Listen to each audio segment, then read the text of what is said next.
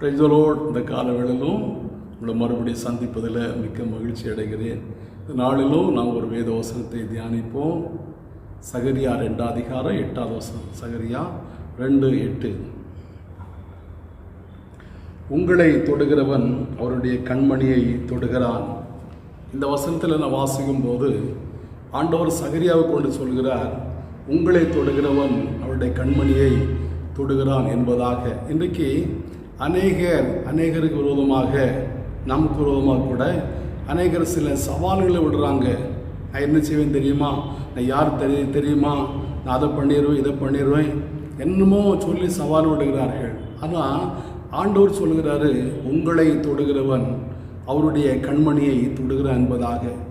தேவனுடைய பிள்ளைகளாகிய நமக்கு விரோதமாக யாராவது ஏதாவது செய்ய வேண்டுமானால் அவருடைய அனுமதி இல்லாமல் ஒன்றுமே செய்ய முடியாது. ஆண்டவர் சொல்கிறார், உடைய தலையில் உள்ள முடியெல்லாம் எண்ணப்பட்டிருக்கிறது. நாம் தலை வாரும்போது சீப்பில் ஒரு முடி வர வேண்டுமானால் ஆண்டுடைய அனுமதி இல்லாமல் அந்த முடி நம்முடைய தலையிலிருந்து கீழே விழுவதில்லை.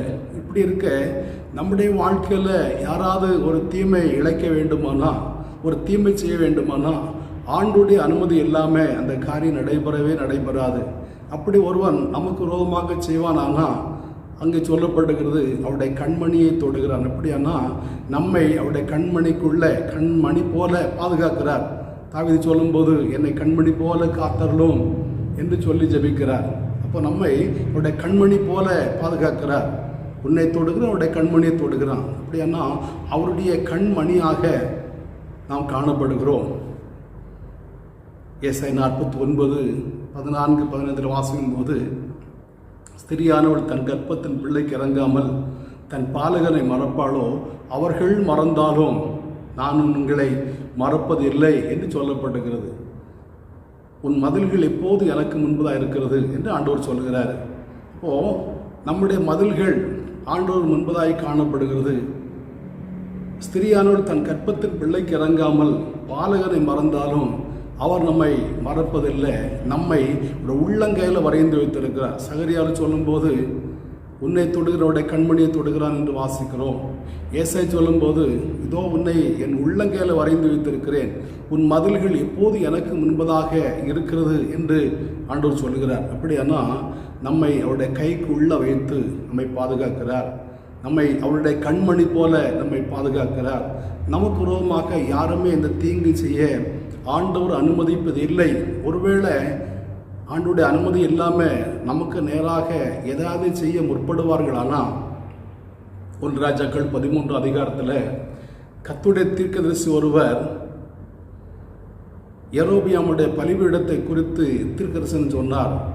யெரொபெயாம் பலிபீடத்தின் மேலே பலியிட்டு கொண்டிருக்கும் போது, பலிபீடமே உன்மேல் பலியிடுகிற ஆசாரியர்களையும் இந்த பலிபீடத்தின் மேலே பலியிடுவார்கள், பலியிடக்கூடிய நாட்கள் வரும் என்று தீர்க்கதரிசனம் சொன்னபோது, அந்த யெரொபெயாம் ராஜா தன்னுடைய கையை நீட்டினான், அவனை பிடியுங்கள் என்று. ராஜாவுடைய வார்த்தை எங்கேயோ அங்கே அதிகாரம் உண்டு என்று வாசிக்கிறோம். அதிகார தோரணையோட கூட அந்த கர்த்தருடைய தீர்க்கதரிசியை பிடிக்கும்படியாக தன்னுடைய கையை நீட்டினான். நீட்டின கை திரும்ப தன்னிடமாக திருப்பக்கூடாதபடிக்கு கை மரத்து போனது. காரணம், உன்னை தொடுகிறவனுடைய கண்மணியை தொடுகிறான். ஆண்டவர் தான் அந்த தீர்க்கதரிசி அனுப்பினார். நீ அங்கே போய் பலிபீடத்தின் மேலே பலியிடுகிற யெரொபெயாமுக்கு எதிராக இந்த வார்த்தைகளை சொல்லு, நீ போகிற வழியாக வராத, நீ அங்கே தண்ணி அப்போ சாப்பிடாம அப்படியே வேறு வழியாக வந்துடும் அப்படின்னு ஆண்டவர் சொல்லி அனுப்பியிருக்கிறார். இந்த தீர்க்கதரிசி இந்த வார்த்தையை சொன்னதும், இவனை பிடியுங்கள் என்று சொல்லி கையை நீட்டினான். இன்றைக்கு அநேகர் தேவனுடைய பிள்ளையுடைய அந்த விலை தெரியாமல், வேல்யூ தெரியாமல் அவளுக்கு எதிராக கையை நீட்டுறாங்க, வாயை நீட்டுறாங்க, வாயில் வந்தபடியெல்லாம் பேசுகிறாங்க. தங்களுக்கு தான் வாய் உண்டு. நான் வேதத்தில் வாசிக்கிறோம் தானே, எங்களுடைய நாவு எங்களுடையது, நாங்கள் பேசுகிறோம் அப்படின்னு சொல்கிறதா நாங்கள் வாசிக்கிறோமே. அதே போல் தன்னுடைய வாயில் வந்தபடியெல்லாம் பேசுகிறாங்க. ஆண்டவர் சொல்கிறாரு, அவர்கள் பேசுவார்கள், பேசட்டும். தாவீது சொல்லும்போது, தாவீதை நிந்திக்கும்படியாக சீமேயை ஆண்டவர் அனுப்பியிருக்கிறார். சில நேரங்களில் சிலரை இப்படி பேசுவதற்காக காசு கொடுத்து அனுப்புவார், சம்பளம் கொடுத்து அனுப்புவார்.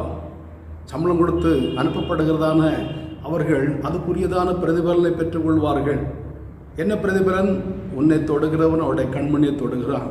ஆண்டவருடைய பிள்ளைகளை தொடுகிறவன், ஆண்டவருடைய பிள்ளைகளுக்கு எதிராக பேசுகிறவர்கள் ஆண்டவரை பேசுகிறார்கள், ஆண்டவரை பேசுகிறார்கள். நாம் புதிய ஏற்பாட்டில் வாசிக்கும் போது அப்போஸ்தலர் 9 அதிகாரத்தில் சவுல் என்கிற வாலிபனை பார்த்து ஆண்டவர் சொல்கிறாரு, முள்ளில் உதைப்பது உனக்கு கடினமா? அந்த சவுல் என்ன பண்ணுறாரு? தேவனுடைய பிள்ளைகளை பிடித்து சிலரை கொலை செய்து சிலர் சிறைச்சாலையில் போட்டு மிகுந்த துன்பப்படுத்தி அவர்களை அவமானத்துக்குள்ளாக மாற்றி கொண்டிருந்தார்.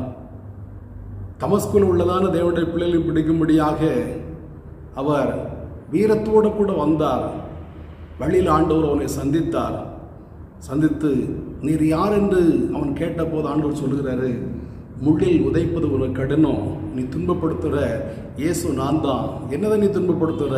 அந்த ஜனங்கள் அல்ல, அந்த தேவனுடைய பிள்ளைகளை அல்ல, நீ என்ன துன்பப்படுத்துகிற என்று சொல்லி ஆண்டவர் அவனோடு பேசின. நல்ல வேளை அவன் ஆண்டவரே நான் என்ன செய்ய வேண்டும் என்று கேட்டு மனம் திரும்பினான், தேவனுடைய பிள்ளையாய் மாற்றப்பட்டான். அவன் அல்லும் பகலும் 3 நாள் ஜெபம் பண்ணினான் தன்னுடைய தவறுக்காக. உடனே ஆண்டவர் அனனியா என்று சொல்லக்கூடியதான ஒரு மனிதனை அனுப்பி அவனை குணமாக்கினார், அவனை விடுவித்தார், அவனுக்கு ஞானஸ்நானம் கொடுக்கும்படியாக ஆண்டவர் அனுமதி கொடுத்தார். பாருங்க, இன்றைக்கு அநேக விதமாக யோசிக்கிறார்கள். ஏதோ மற்றவர்கள் தரங்கெட்டவர்கள் என்பதாக நினைக்கிறார்கள். அவளுக்கு எதிராக கையை நீட்டுறாங்க, வாயை நீட்டுறாங்க, வாய் திறந்து பலவிதமான வார்த்தைகளை பேசுகிறாங்க. ஆனால் அதனுடைய முடிவு மிக பரிதாபத்துக்குரியதாய் காணப்படும், மிகுந்த ஆபத்துக்குரியதாய் காணப்படும்.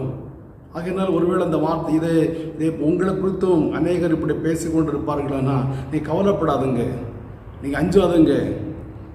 உங்களை தொடுகிறவன் அவருடைய கண்மணியை தொடுகிறான், உங்களை பேசுகிறவன் அவரை பேசுகிறான். உங்களை எதிராக நாக்கு நீட்டுறவன் அவருக்கு எதிராக நாக்கு நீட்டுறாங்க, அவருக்கு எதிராக பேசுகிறாங்க. ஆகையினாலே நீங்கள் பொறுமையாக இருங்க. பாருங்க, வேதத்தில் வாசிக்கிற எபேசியரில் வாசிக்கும் போது நம்மை அவரோட கூட எழுப்பி உன்னதங்களில் உட்கார வைத்திருக்கிறார், அவரோட கூட உட்கார வைத்திருக்கிறார். கொலோசியருக்கு பவுல் எழுதும் போது விதம் எழுதுகிறார், நீங்கள் மரித்தீர்கள், உங்கள் ஜீவன் கிறிஸ்துவுடனே கூட தேவனுக்குள் மறைந்திருக்கிறது, தேவனுக்குள் மறைந்திருக்கிறது. பவுல் சொல்லும்போது சொல்கிறார் கலாத்தியர் 2:20, கிறிஸ்துவுடனே கூட சிலுவையில் அறையப்பட்டேன், ஆகிலும் பிழைத்திருக்கிறேன், இனி நான் அல்ல கிறிஸ்துவே எங்களை பிழைத்திருக்கிறார். அப்படியானா கிறிஸ்து உங்களுக்குள்ள பிழைத்திருப்பாரானா, உங்களுக்கு எதிராக பேசுவது, கிறிஸ்துவுக்கு எதிராக பேசுவது, உங்களுக்கு எதிராக உங்களை தொடுகிறவன் கிறிஸ்துவை தொடுகிறான். அவள் அப்படித்தானே சொல்றாரு. இப்போது பிழைத்திருக்கிறதோ நான் அல்ல, என்னில் அன்பு கூர்ந்து எனக்காக தம்முடைய ஜீவனை கொடுத்த இயேசுவே என்னில் பிழைத்திருக்கிறார். அப்படியான உங்களுக்குள்ள பிழைத்திருக்கிறவர் இயேசு, ஜீவனாகிய கிறிஸ்து. இப்போ உங்களை தொடுகிறவன் அவருடைய கண்மணியை தொடுகிறான். நீங்கள் ஆண்டவரை சுமக்கிற ஒரு நபராக, அவர் ஜீவனாகிய கிறிஸ்து, அவர் ஜீவன், நாம் உடல், அவர் உயிர். அப்போ இயேசுவை சுமந்து கொண்டிருக்கிறோம். நம்மை தொடுகிறவன் அவரை தொடுகிறான். அவரை தொட்டால் முள்ளில் உதைப்பது உனக்கு கடினமா அப்படின்னு சொன்னார். அந்த வார்த்தை உடனே அவன் பயந்து போய் ஆண்டவரை என்ன செய்யணும் அப்படின்னு கேட்டான். இல்லாவிட்டால் அதுக்குரியதான பதிலை ஆண்டவர் செய்திருப்பார். என்னை கேட்கிற அருமையான தேவனுடைய பிள்ளைகளே, உங்கள் வாழ்க்கையில் கூட விதமான சூழ்நிலையில் காணப்படுமானா நீங்கள் தைரியமாக இருங்க, உபத்திரவத்தை குறித்து கவலைப்படாதுங்க. பவுல் சொல்லும்போது உபத்திரவப்படுத்துள்ள உபத்திரவத்தையும் உபத்திரவப்படுகிற உங்களுக்கு எங்களோட கூட நித்திய ஜீவனை அளிப்பது அவருக்கு பிரியமாக இருக்கிறது என்பதாக. ஆகினாலே உபத்திரவப்படுகிற உங்களுக்கு ஆண்டு உபத்திரப்படுத்துகிறவர்களுக்கு உபத்திரவத்தை அவர் கொடுக்கிற தேவன். தாவீது சொல்லும்போது சொல்கிறாரு, உபத்திரவப்படுகிறவனுடைய உபத்திரவத்தை அவர் அற்பமாக எண்ணாமலும் அருவருக்காமல் இருந்து அவன் தமிழ் நோய் கூப்பிடும் போது அவனை கேட்டு அருளினார் என்று 12ஆம் சங்கீதத்தில் நாம் வாசிக்கிறோம். ஆகையினாலே இக்காலத்து பாடுகள் இனி வெளிப்படும் மகிமைக்கு ஒப்பிடத்தக்கதல்ல. உபத்திரப்படுத்துகிற உபத்திரவத்தை கொடுக்க அவர் வல்லவராய் காணப்படுகிறார். உங்களை தொடுகிறவனுடைய கண்மணியை தொடுகிறார். அவனோட சமம் ஜெபிப்போமா? நல்ல பிதாவே, நன்றியோடு துதிக்கிறோம், வாழ்த்துகிறோம். இந்த காலவேளையிலும் ஆண்டவரே, பிதாவே உங்களை தொடுகிறவன் அவருடைய கண்மணியை தொடுகிறான் என்ற வார்த்தையை எங்களோட பேசினீர் என்றோடு துதிக்கிறப்பா. கர்த்தாவே நாங்கள் உமக்குள்ளே இருக்கும்போது எங்களை தொடுகிற உண்மை தொடுகிறான் ஆண்டவரே. எங்களுடைய கைக்குள்ளே வரைந்து வைத்திருக்கிறப்பா. ஏசப்பா உமக்கு ஸ்தோத்திரம் ஆண்டவரே. எங்களுடைய மதுரைகள் எப்போது உமக்கு முன்பதாக இருக்கிறது ஆண்டவரே. உமக்கு தெரியாமல் எங்களுடைய வாழ்க்கையில் எந்த ஒரு காரியமும் நிகழாது ஆண்டவரே. எந்த ஒரு காரியமும் நடைபெறாதப்பா. ஏசப்பா யாரும் உமக்கு தெரியாமல் எங்களுக்கு நேராக கை நீட்ட முடியாத ஆண்டவரே. யெரொபெயா கை நீட்டின போது கை ஆண்டவரே உமக்கு ஸ்தோத்திரப்பா.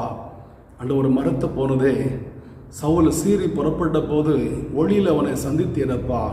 இயேசுப்பா உமக்கு ஸ்தோத்திரம் ஆண்டவரே. எங்களுக்கு எதிராக செயல்படவில்லை கூட இவனை சந்திக்க வல்லவராய் காணப்படுகிறீரே.